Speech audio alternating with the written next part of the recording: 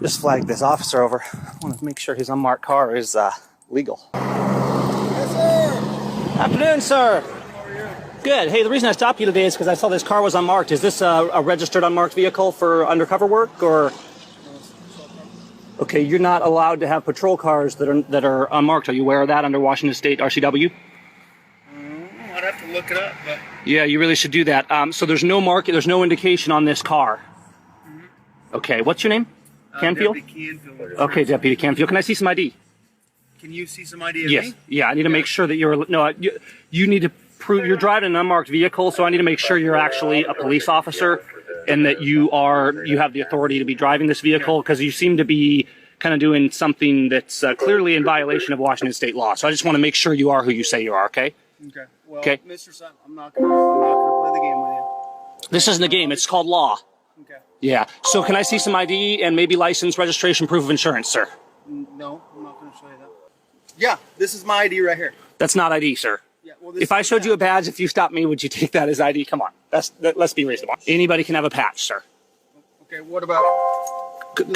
Is it a big deal for you to show me some ID just so I can make sure? I can show it to you. That'd be cool. That's all I want. I just like to make sure. Canfield GT51. Can I see? Yeah, you can see it. You're not gonna hold it in your hand though. Okay. Let me just get a close look at it there. It's fine. Does that match this? That looks legit to me. I appreciate it. I do. I really do. Driver's license? You got a driver's license too. I appreciate it. I do. I appreciate the cooperation. Are you stopping people in this vehicle? Yeah, I am. Okay. It's completely in violation of Washington State law, and you are culpable in that, the way the law is written. Okay, so So you've admitted that you are in violation of Washington State law and that you are stopping people in this vehicle. So what I'm going to encourage you to do, I'm not going to write you up today. What I am going to encourage you to do is take this car back. I know you're smiling, but we the citizens do have a right to hold you guys accountable. If I'm in open violation of the law, I mean, I could call a sheriff out here and demand that you be written up for this, because you are in open violation of Washington State RCWs. Okay? So I just want you to talk to the sheriff about it.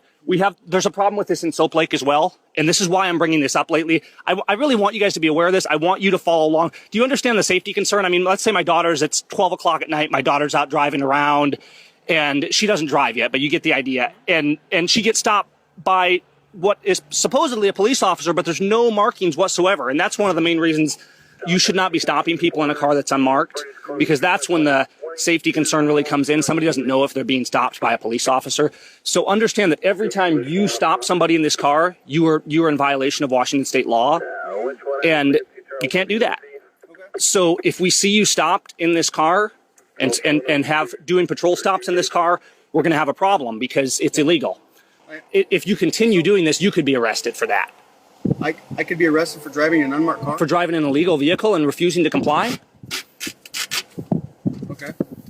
Are you saying that if somebody else was driving an illegal vehicle and wouldn't cooperate, that they wouldn't be arrested?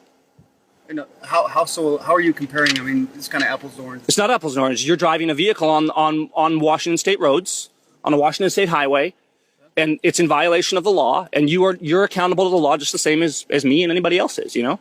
Okay. Yeah. No, it's publicly owned, any publicly owned vehicle, including county, police, and it opens up with directing at the officer specifically. So, and that's the key for you. So you want to read this, because even if they give you an unmarked vehicle, you're legally obligated to not operate that unmarked vehicle, because the law is defined at the officer and says you, as the officer, shall not operate the vehicle on the public roadways, a publicly owned vehicle that's not legally marked. That's good to know.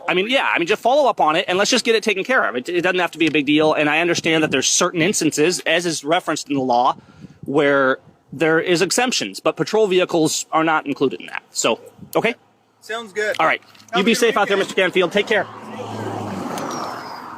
And that is how you stop a police officer. He was driving by. I flagged him over.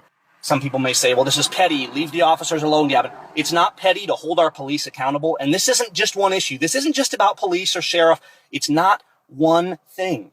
It's accountability. It's the lawlessness we see all across America, where government disdains the people and disdains the law and thinks that they're above the law. We can't allow that. We, the people, are the sentinels of our liberty.